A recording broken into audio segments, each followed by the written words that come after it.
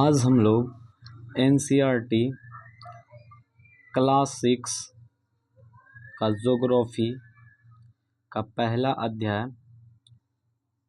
सौरमंडल में पृथ्वी को देखने वाले हैं, पढ़ने वाले हैं, जो कि एनसीईआरटी बुक से है, भूगोल का।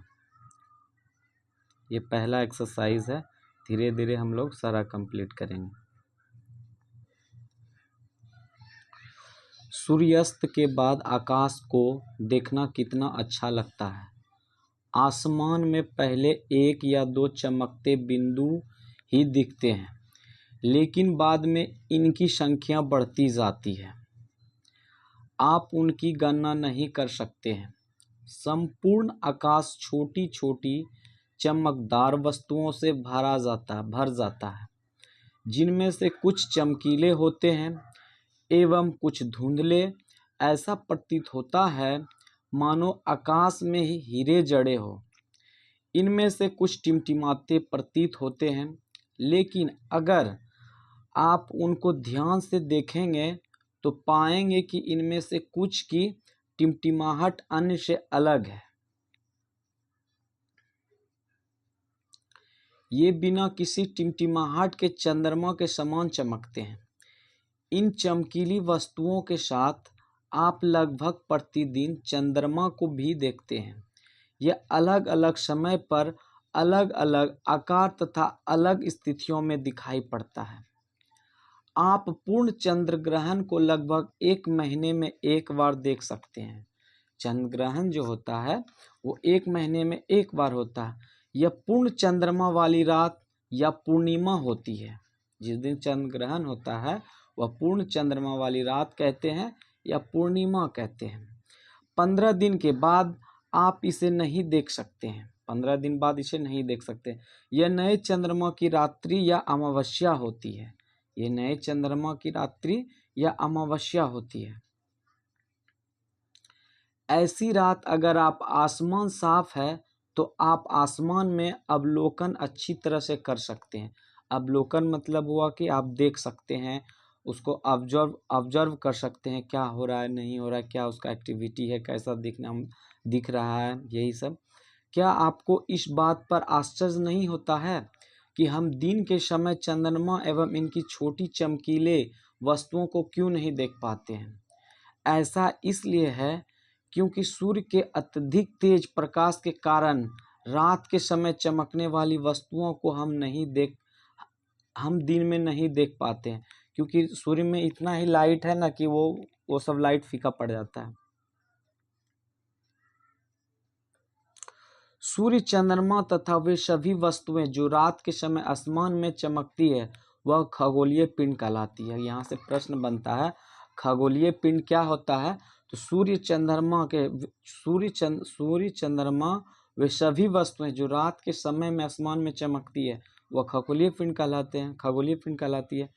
कुछ खगोलीय पिंड बड़े आकार वाले तथा गर्म होते हैं। यह गैसों से बने होते हैं। इनके पास अपनी ऊष्मा तथा प्रकाश होता है, जिसे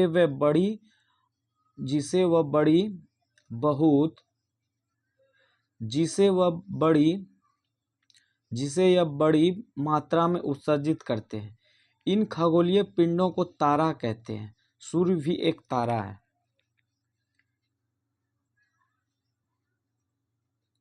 थोड़ा सा यहाँ पे है, देख लेते हैं क्या है यहाँ पे। आओ कुछ करके सीखें। आपको आवश्यकता होगी एक टॉर्च, एक सादा कागज, पेंसिल तथा एक सुई। चरण 1 फर्स्ट। कागज के माध्यम से टॉर्च को इस प्रकार रखें कि उसका कांच कागज से सटा रहे। अब टॉर्च के कांच के चारों ओर एक वृत्त खींचें। कागज पर वृत्त के क्षेत्र में सुई छोटे छोटे छेद करें।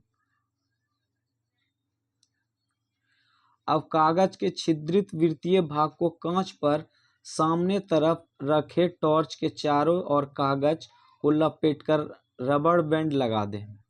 ध्यान रहे कि टॉर्च की स्विच कागज के बाहर रहे। अंधेरे कमरे में एक सादी दीवार की ओर मुंह करके इस टॉर्च को लेकर कुछ दूरी पर खड़े हो जाएं। दूसरी तभी बत्तियों को बुझा दें। अब टॉर्च की रोशनी को दीवार पर डालें। आप दीवार पर प्रकाश के अनेक अनेक छोटे बिंदुओं को देखेंगे। बिल्कुल वैसा ही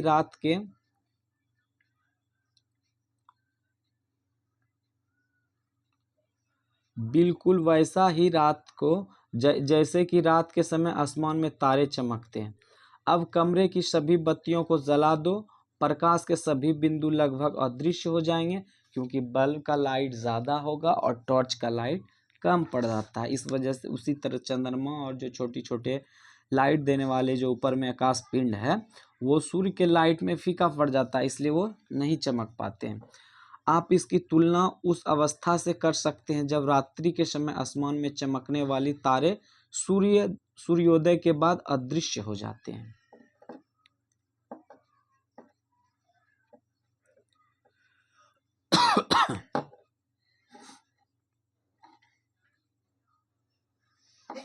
रात के समय चमकते हुए अनगिनत तारे सूर्य के समान होती है। रात के समय चमकते हुए अनगिनत तारे सूर्य के समान होती है, लेकिन हमसे बहुत अधिक दूर होने के कारण हम लोग उनकी ऊष्मा या प्रकाश को महसूस नहीं करते हैं। तारा जो होता है वो हम लोग से बहुत दूर पे है, जो हम लोग उसकी ऊष्मा और प्रकाश को महसूस नहीं कर सकते हैं, तथा वह अत्यंत छोटे दिखाई पड़ते हैं। और क्या होता है, दूर है तो छोटा दिखाई ही देगा। आपने अवश्य ध्यान दिया होगा कि कुछ दूरी से देखने पर सभी वस्तुएं छोटी दिखाई पड़ती है।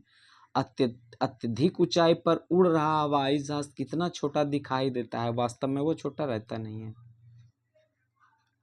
रात्रि में आसमान की ओर देखते समय आप तारों के विभिन्न समूहों द्वारा बनाई गई विविध आकृतियों को देख सकते हैं। ये नक्षत्र मंडल कहलाते हैं। अर्सा मेजर या बिग बियर इसी प्रकार का एक नक्षत्र मंडल है। अर्सा मेजर या बिग बियर क्या है, तो एक नक्षत्र मंडल है। बहुत आसानी से पहचान में आने वाला नक्षत्र मंडल है। बहुत आसानी से पहचान में आने वाला नक्षत्र मंडल है। सप्त ऋषि मतलब सात ऋषि संत, इसका मतलब होता है ये 7 तारों का समूह है, जो कि नक्षत्र मंडल अर्सा मेजर का भाग है। चित्र 1.1 पहले देख लेते हैं। चित्र 1.1 चित्र जो है ये 1.1 है, सप्तऋषि एवं ध्रुव तारा। इसको थोड़ा सा देख लेते हैं। यही है, यहाँ पे ये उत्तर दिशा की ओर देख रहे हैं ऐसे करके। यहाँ पे ध्रुव तारा है और संकेतक तारा है, मतलब 7 3 3 4 और 1 7, मतलब यहाँ पे ध्रुव तारा है इसके सीधा में, और इधर 7 स्टार है।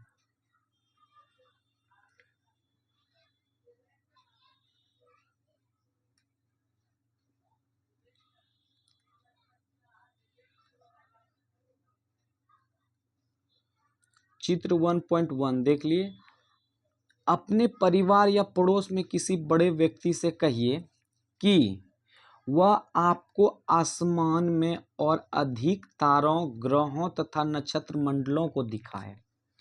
प्राचीन समय में लोग रात्रि में दिशा निर्धारण तारों की सहायता से करता है। जैसे कि प्राचीन समय मतलब बहुत पहले की बात है, कि जैसे डायरेक्शन पता करना होता था ना, तो हम लोग क्या करते थे उस समय, स्टार मतलब तारों के सहायता से पता करते थे कि ये ईस्ट में है, वेस्ट में है, नॉर्थ है और साउथ है, क्या है, पूर्व पश्चिम उत्तर जो भी है वो स्टार के वजह से ही पता चलता था। उत्तरी तारा उत्तर दिशा को बताता था, इसे ध्रुव तारा भी कहा जाता था। जो उत्तर दिशा में था तो उत्तरी तारा कहलाता था और उसे ध्रुव तारा भी कहा जाता था।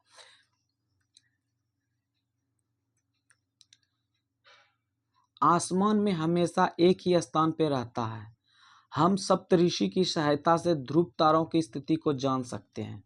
हम सप्तऋषि की सहायता से, मतलब जो 7 स्टार थे ना, उसके सहायता से नीचे जो 2 स्टार था उसके जस्ट सीधा में नॉर्थ साइड में ध्रुव तारा है, जो कि स्थिति हम जान सकते हैं। चित्र 1.1 में आप देखेंगे कि यदि सप्तऋषि मंडल के संकेत तारों का आपस में मिलते हुए एक काल्पनिक रेखा खींची जाए एवं उसे आगे और बढ़ाया जाए तो यह ध्रुव तारों की ओर इंगित करेगी।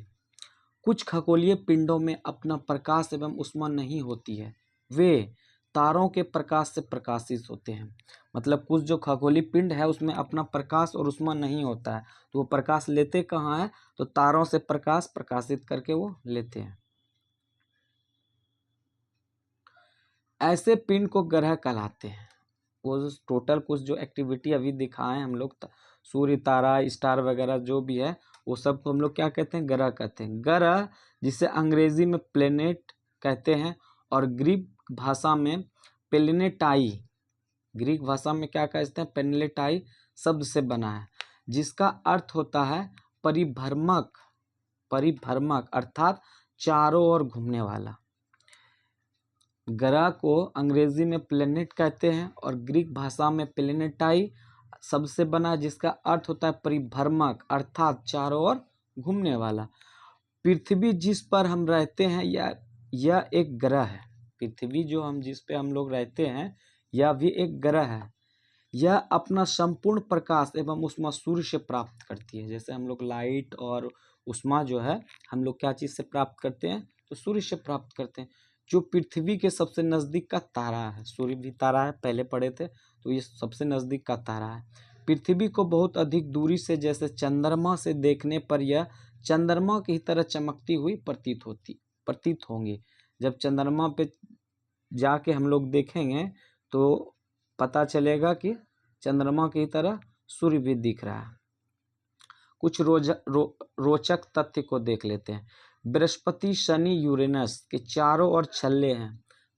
इसमें एनसीईआरटी में पूछा जाता है प्रश्न कि छल्ले वाले ग्रह कौन से हैं, तो बृहस्पति, शनि और यूरेनस के चारों ओर छल्ले हैं। ये छल्ले विभिन्न पदार्थों के असंख्य छोटे छोटे पिंडों से बनी पट्टियां हैं।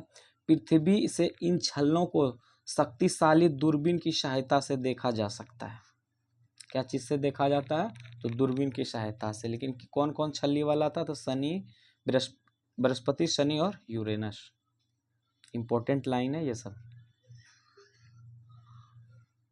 अब थोड़ा सा इसको देख लेते हैं कि ये क्या है।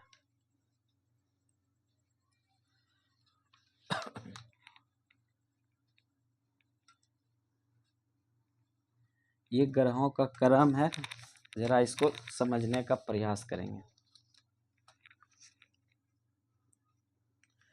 यहाँ पे सूर्य है, फिर यहाँ पे सूर्य के बाद बुध है, फिर शुक्र है,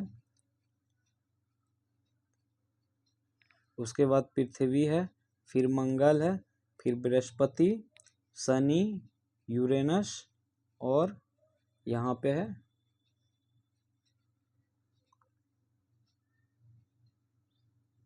यहाँ पे नेपच्यून है। अब जरा सा देख लेते हैं इसमें क्या क्या प्रश्न बनता है। इंपॉर्टेंट लाइन सब देख लेते हैं थोड़ा सा।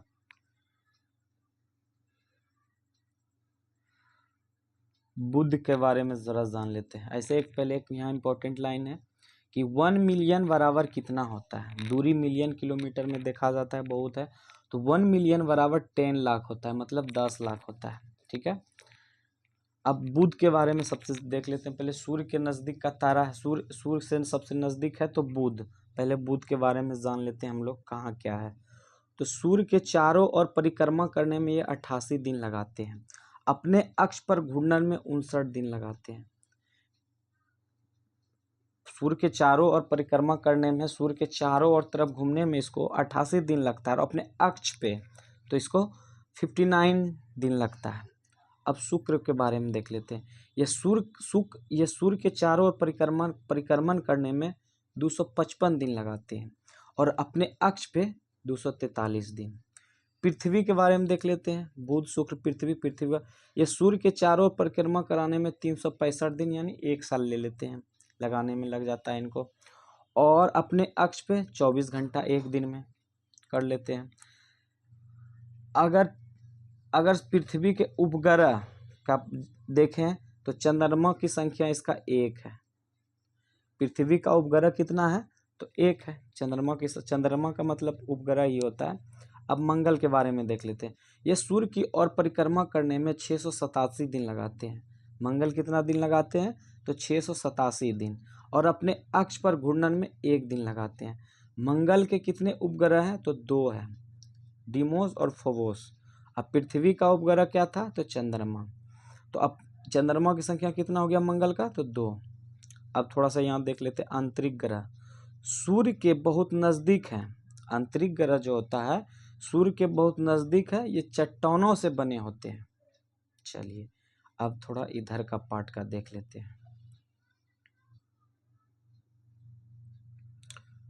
उधर क्या क्या देख लिए, पहले इसको देख लेते हैं। 4 और 5 नंबर देखते हैं। बृहस्पति के बारे में थोड़ा देख लेते हैं, जुपिटर के बारे में। सूर्य के चारों ओर परिक्रमा करने में 11 साल 11 महीने लगभग 12 साल लग जाता है, और अपने अक्ष घूर्णन में उसको 9 घंटा 56 मिनट लगता है। और बृहस्पति की चंद्रमा की संख्या लगभग 53 है। ये बढ़ते रहता है, लेकिन एनसीईआरटी में जो दिया हुआ है वो 53 दिया हुआ है। शनि 6 नंबर। सूर्य के चारों ओर परिक्रमण करने में इसको 29 साल 5 महीने अपने अक्ष पर 10 घंटे 40 मिनट लगता है, और चंद्रमा की संख्या इसका भी लगभग 53 है।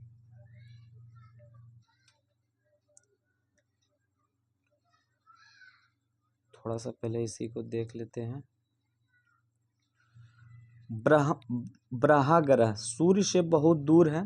ब्रह्माग्रह जो है सूर्य से दूर है बहुत, तथा बड़े आकार के हैं। यह गैस और तरल पदार्थ से बने होते हैं। थोड़ा सा भी और यहाँ पे है, टोटल 8 उपग्रह है, तो 8 को ही देखना होगा। 7 नंबर में है यूरेनस। यूरेनस ये सूर्य की चारों ओर परिक्रमण करने में 84 साल लगा देते हैं, और अपने अक्ष पर घूर्णन करने में 17 घंटा 14 मिनट लगाता है। और चंद्रमा की संख्या इसका लगभग 27 है, मतलब उपग्रह की संख्या यूरेनस का कितना है? तो 27 है। अब 8 नंबर और लास्ट ग्रह है नेपच्यून। ये सूर्य की चारों ओर परिक्रमा करने में 164 साल लगाते हैं। दूर है तो ज़्यादा टाइम लगेगा, 164 साल, और अपने अक्ष पे घूरने में 16 घंटे 7 मिनट लगता है। और इनके चंद्रमा मतलब उपग्रह की संख्या 13 है, जो कि यही था। ये टोटल हम लोग देख लिए हैं कहाँ क्या है, सारा ग्रह वगैरह भी देख लिए हैं कि कितना किधर है।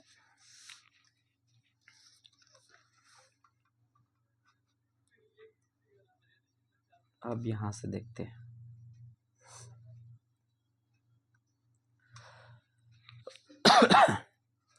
आसमान में दिखने वाला चंद्रमा आसमान में दिखने वाला चंद्रमा एक उपग्रह है। चंद्रमा किसका उपग्रह था? अभी जस्ट हम बताए थे कि किसका था चंद्रमा, किसका उपग्रह था? अभी जस्ट बताएं, यहीं पे दिया हुआ है। चंद्रमा किसका ग्रह था? पृथ्वी का। किसका था? तो पृथ्वी का।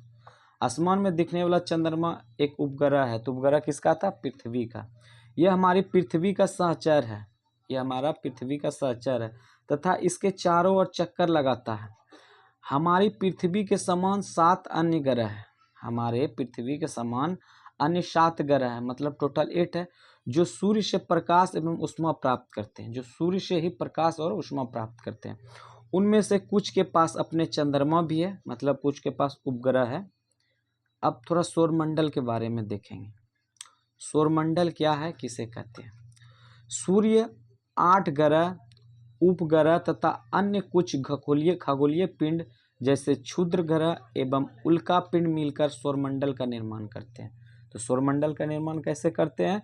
तो सूर्य, 8 ग्रह, उपग्रह तथा कुछ खगोलीय पिंड जैसे क्षुद्र ग्रह एवं उल्का पिंड मिलकर सौरमंडल का निर्माण करते हैं।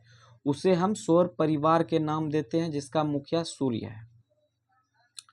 अब थोड़ा सा सूर्य के बारे में देख लेते हैं।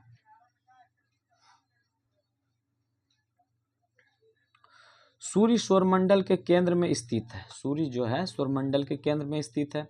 यह बहुत बड़ा है एवं अत्यधिक गर्म गैसों से बना है। इसका खिंचाव बल इससे सौरमंडल को बांधे रखता है। सूर्य सौरमंडल के लिए प्रकाश एवं ऊष्मा एकमात्र स्रोत है, लेकिन हम इसकी अत्यधिक तेज ऊष्मा को महसूस नहीं करते हैं, क्योंकि सबसे नज़दीक का तारा होने के बावजूद यह हमसे बहुत दूर है। सूर्य पृथ्वी से लगभग 15 करोड़ किलोमीटर दूर है। सूर्य जो है पृथ्वी से 15 करोड़ किलोमीटर दूर है, बहुत दूर हो गया ये। अब थोड़ा ग्रह के बारे में देख लेते हैं।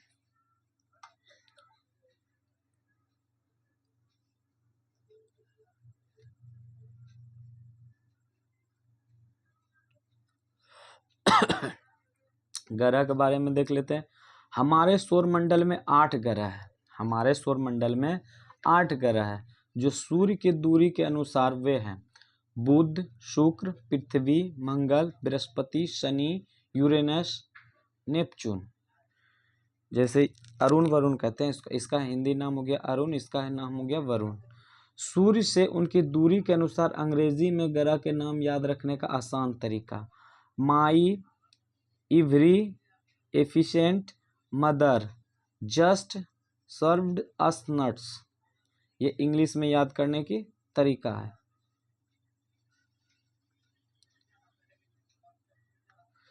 सौरमंडल के सभी 8 ग्रह एक निश्चित पथ पर सूर्य का चक्कर लगाते हैं। सौरमंडल के जो सभी 8 ग्रह थे ना, एक निश्चित पथ पर सूर्य के चक्कर लगाते हैं।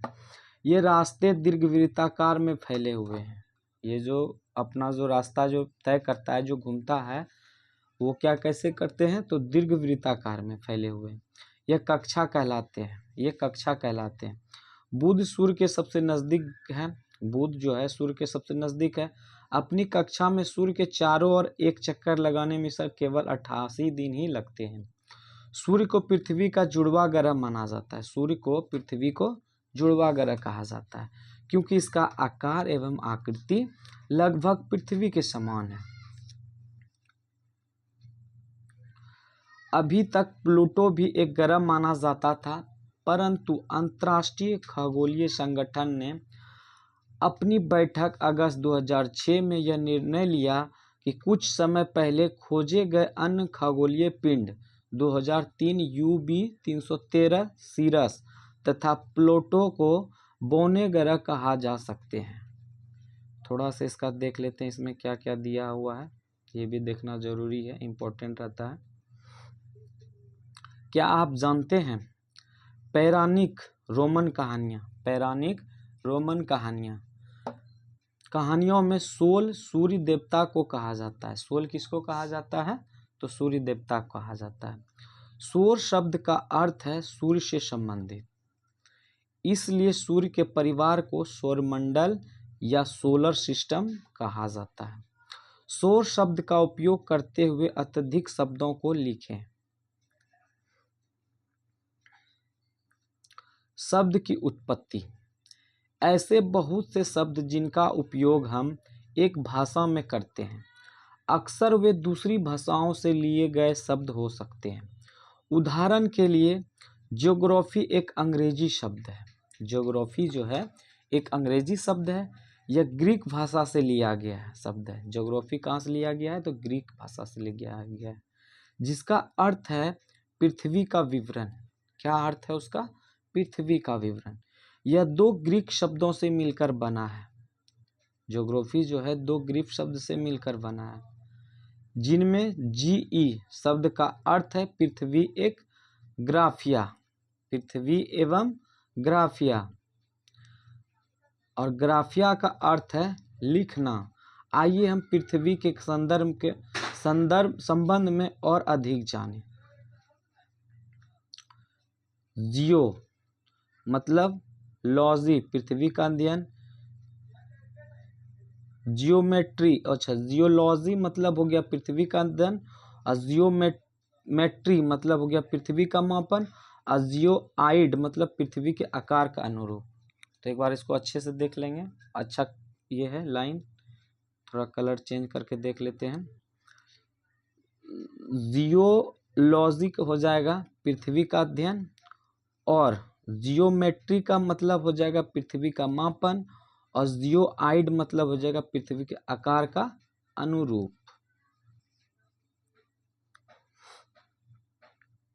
थोड़ा सा और यहाँ पे, क्या आप जानते हैं रात में आसमान को देखकर मनुष्य हमेशा से मोहित हुआ है।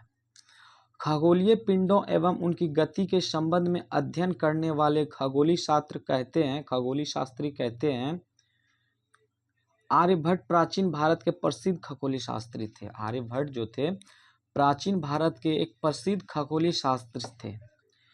उन्होंने कहा था कि सभी ग्रह तथा चंद्रमा परिवर्तित सूर्य प्रकाश के कारण चमकते हैं। सूर्य के प्रकाश के कारण ही सारा कुछ चमकते हैं। आज विश्व के सभी भागों में खगोलविद ब्रह्मांड के रहस्य को खोजने में लगे हुए हैं। अब थोड़ा सा पृथ्वी के बारे में जान लेते हैं। पृथ्वी सूर्य से दूरी के हिसाब से पृथ्वी तीसरा ग्रह है। सूर्य के दूरी से अनुसार देखा जाए तो ये तीसरा ग्रह है। आकार में देखिए ये क्रम में तीसरा है और आकार में पांचवा सबसे बड़ा ग्रह है। दूरी के अनुसार तीसरा ग्रह है और आकार में पांचवा ग्रह है। यह ध्रुवों के पास थोड़ी चपटी है। यह ध्रुवों के पास थोड़ी चपटी है। यह ध्रुवों के पास थोड़ा चपटी है। यही कारण है कि इसके आकार को भूआब कहा जाता है। भूआब का अर्थ है पृथ्वी के समान आकार। भूआब का अर्थ क्या होता है? पृथ्वी के समान। जीवन के लिए अनुकूल परिस्थितियां संभव केवल पृथ्वी पर ही पाई जाती है। मतलब जीवन जीने के लिए वातावरण सटीक होना चाहिए और सभी कुछ का होना चाहिए, तो वो पृथ्वी पर ही संभव है। पृथ्वी ना तो अधिक गर्म है और ना ही अधिक ठंडी। यहाँ पानी एवं वायु उपस्थित है जो हमारे जीवन के लिए आवश्यक है। वायु में जीवन जीने के लिए आवश्यक गैसें जैसे ऑक्सीजन मौजूद है। इन्हीं कारणों से पृथ्वी सौरमंडल का सबसे अद्भुत ग्रह है। अंतरिक्ष से देखने पर पृथ्वी नीले रंग का दिखाई पड़ता है क्योंकि इसकी 2/3 सतह पानी से ढकी हुई है, इसीलिए इसे नीला ग्रह भी कहा जाता है। तो कितना पानी से ढकी हुई है? तो 2/3 भाग, और इसे नीला ग्रह भी कहा जाता है। थोड़ा सा इसको देख लेते हैं, क्या आप जानते हैं? प्रकाश की गति लगभग 3 लाख किलोमीटर प्रति सेकेंड है। प्रकाश की गति जो है लगभग 3 लाख किलोमीटर प्रति सेकेंड है। इसकी गति बावजूद सूर्य के प्रकाश को पृथ्वी तक पहुंचने में 8 मिनट का समय लगता है। अगर पूछ दे कि प्रकाश पृथ्वी तक पहुंचने में सूर्य का 8 मिनट लगता है, जबकि गति कितना है इसका? तो 3 लाख किलोमीटर पर सेकेंड है, तब फिर भी 8 मिनट लगता है। सोचिए कितना दूर है। रोचक तथ्य। नील आर्मस्ट्रांग पहले व्यक्ति थे जिन्होंने 21 जुलाई 1969 को सबसे पहले चंद्रमा पर सतह पर कदम रखा। मालूम करो कि क्या कोई भारतीय चंद्रमा पर गया है? अब थोड़ा सा चंद्रमा के बारे में देख लेते हैं। चंद्रमा, हमारी पृथ्वी के पास केवल एक उपग्रह है, जो कि पहले भी हम लोग देखे थे, वह है चंद्रमा। इसका व्यास पृथ्वी के व्यास के केवल 1/4 है। चंद्रमा का जो व्यास है ना, पृथ्वी के व्यास से 1/4 है। यह इतना बड़ा है इसलिए प्रतीत होता है क्योंकि यह हमारे ग्रह से अन्य खगोलीय पिंडों की अपेक्षा नज़दीक है तो ऑटोमेटिक है कि बड़ा दिखाई देगा। अंतरिक्ष से लिया गया चंद्रमा का चित्र यह हमसे लगभग 3,84,400 किलोमीटर दूर है। यह हमसे मतलब पृथ्वी से 3,84,400 किलोमीटर दूर है। अब आप पृथ्वी से सूर्य एवं चंद्रमा की दूरी की तुलना कर सकते हैं।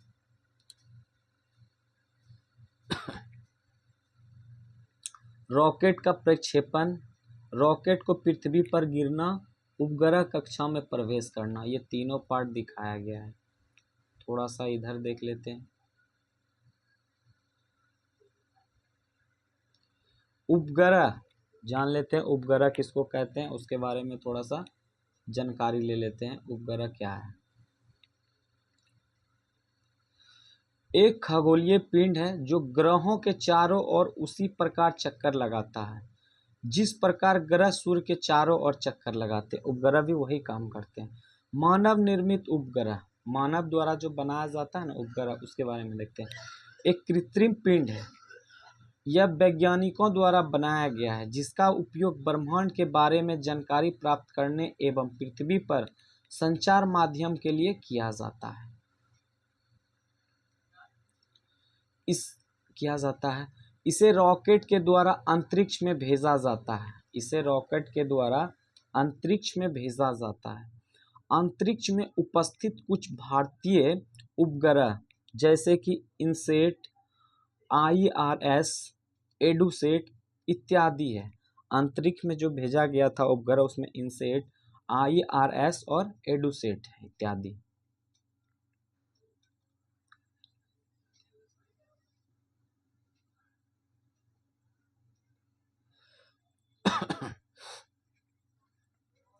चंद्रमा पृथ्वी का एक चक्कर लगभग 27 दिन में पूरा करता है। चंद्रमा जो है पृथ्वी का पूरा चक्कर 27 दिन में पूरा करता है। लगभग इतने ही समय में अपने अक्ष पर एक चक्कर भी पूरा कर लेता है, लगभग में। इसके परिणाम स्वरूप पृथ्वी से हमें चंद्रमा का केवल एक ही भाग दिखाई पड़ता है। इस परिणाम स्वरूप पृथ्वी से, जैसे हम लोग यहाँ जो देखते हैं, चंद्रमा का एक ही भाग हम लोग देख पाते हैं। चंद्रमा की परिस्थितियाँ जीवन के लिए अनुकूल नहीं है। अगर वहाँ पे इंसान अगर रहने चले जाए तो वहाँ जीवन जीने के लिए अनुकूल नहीं है। यहाँ न पानी है और न वायु। इसकी सतह पर पर्वत, मैदान एवं गड्ढे हैं जो चंद्रमा की सतह पर छाया बनाते हैं। पूर्णिमा के दिन चंद्रमा पर इनकी छाया को देखा जा सकता है। जीव एवं पौधों को जीवित रहने तथा विकास करने के लिए किन किन तत्वों की आवश्यकता होती है?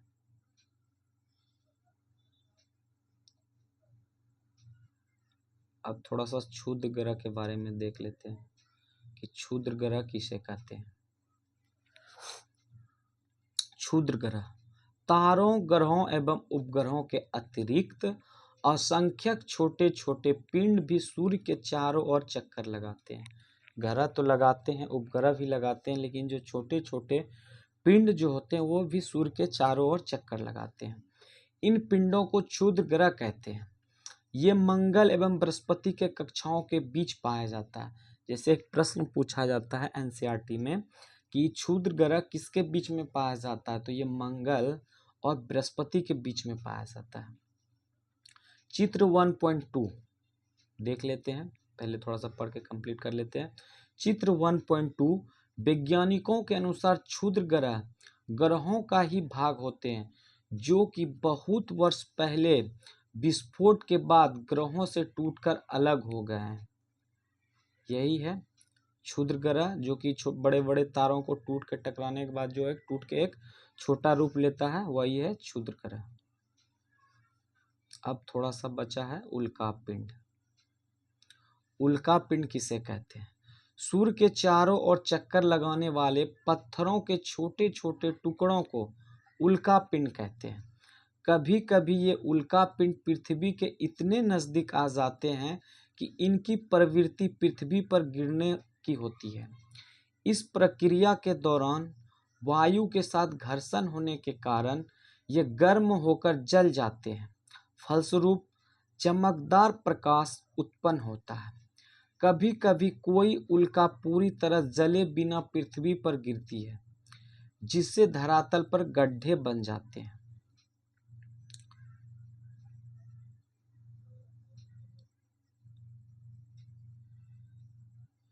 क्या आपने तारों वाले खुले आकाश में एक और दूसरी ओर तक फैली चौड़ी सफेद पट्टी की तरह एक चमकदार रास्ते को देखा है? यह लाखों तारों का समूह है। यह पट्टी आकाशगंगा मिल्की वे है। हमारा सौरमंडल इस आकाशगंगा का एक भाग है। प्राचीन भारत में इसकी कल्पना आकाशगंगा में प्रकाश की एक बहती नदी से की गई थी। इस प्रकार इसका नाम आकाशगंगा पड़ा था। आकाशगंगा करोड़ों तारों, बादलों तथा गैसों की एक प्रणाली है। इस प्रकार लाखों, पहले थोड़ा सा फिगर देख लेते हैं आकाशगंगा की। ये आकाशगंगा है, छोटे छोटे तारों, बहुत सारा है गैस के गोलों, इसी को ही आकाशगंगा कहते हैं। क्या था? इस प्रकार की लाखों आकाशगंगाएं मिलकर ब्रह्मांड का निर्माण करती है। ब्रह्मांड का निर्माण कैसे होता है? तो लाखों आकाशगंगाओं मिलकर ब्रह्मांड का निर्माण करते हैं। ब्रह्मांड की विशालता की कल्पना करना अत्यधिक कठिन है। वैज्ञानिक अभी भी इसके बारे में अत्यधिक से अधिक जानकारी एकत्र करने में जुटे हैं। इसके आकार का संबंध में हमें कोई जानकारी नहीं है, लेकिन फिर भी हम जानते हैं कि हम सभी इसी ब्रह्मांड का हिस्सा हैं।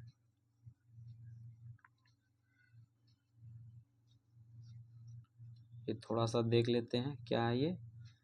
तो ये ऐसे दिया हुआ है, ये सूर्य है माना गया, ये पृथ्वी, सौरमंडल, आकाश और ब्रह्मांड। पहले क्या आता है? तो पृथ्वी, फिर क्या? सौरमंडल, फिर आकाश, फिर ब्रह्मांड। थोड़ा सा ये है, इसको भी पढ़ ही लेते हैं, कंप्लीट हो जाएगा। क्या आप ब्रह्मांड के साथ अपना संबंध बता सकते हैं? आप पृथ्वी पर हैं तथा पृथ्वी सौरमंडल का भाग है। हमारा सौरमंडल आकाशगंगा मिल्की वे का एक भाग है जो ब्रह्मांड का हिस्सा है। ब्रह्मांड से जुड़े इस तथ्य पर विचार कीजिए कि इसमें लाखों आकाशगंगाएं मौजूद है। इस चित्र में आपका स्थान कहाँ है? तो इस चित्र में जैसे कि हम लोग पृथ्वी पे हैं, उसके बाद सौरमंडल है, फिर आकाशगंगा है, फिर ब्रह्मांड है। चलिए ये खत्म हो गया। जो प्रश्न है इसका थोड़ा सा हम लोग देख लेते हैं, शॉर्ट प्रश्न देख लेंगे 2 नंबर से। क्या है? सही उत्तर चिन्ह को टिक लगाइए। फर्स्ट नंबर प्रश्न, किस ग्रह को पृथ्वी का जुड़वा ग्रह के नाम से जाना जाता है? 2 का हो जाएगा गो नंबर, शुक्र ग्रह को कहा जाता है। तो 2 नंबर, सूर्य से तीसरा सबसे नजदीक ग्रह कौन सा है? तो 3 का हो जाएगा, 2 का हो जाएगा ख नंबर, पृथ्वी, जो कि हम लोग ये सारा क्वेश्चन पढ़े हुए थे।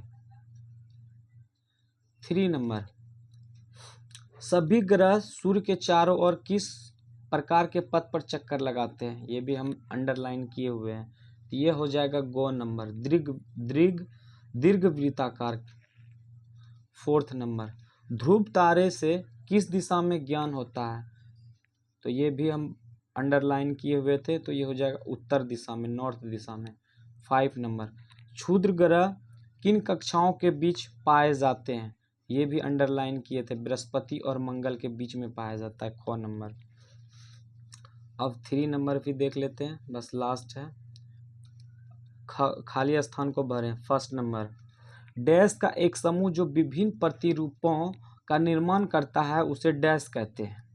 मतलब तारों का एक समूह जो विभिन्न परिस्थितियों का निर्माण करता है उसे क्या कहते हैं? तो नक्षत्र मंडल कहते हैं।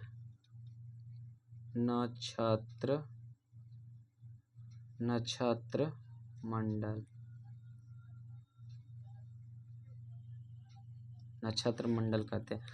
तारों का एक समूह जो विभिन्न प्रतिरूपों का निर्माण करता है उसे नक्षत्र मंडल कहते हैं। 2 नंबर, तारों की एक बहुत बड़ी प्रणाली को डैश कहा जाता है? तो आकाशगंगा कहा जाता है।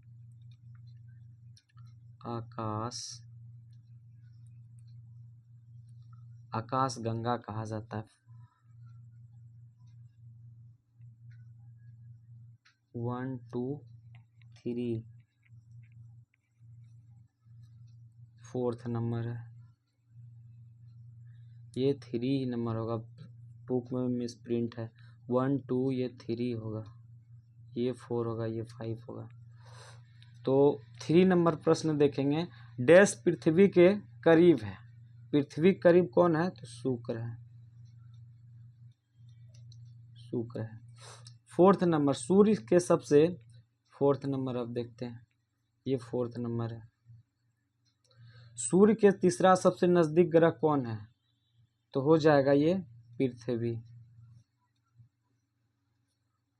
5 नंबर, ग्रह के पास अपनी डैश तथा डैश नहीं होती है। ग्रह के पास अपनी ऊष्मा और प्रकाश या रोशनी भी बोल सकते हैं, रोशनी नहीं होती है। चलिए, ये एक्सरसाइज 1 था, कंप्लीट हो गया। जो एक्सरसाइज था ये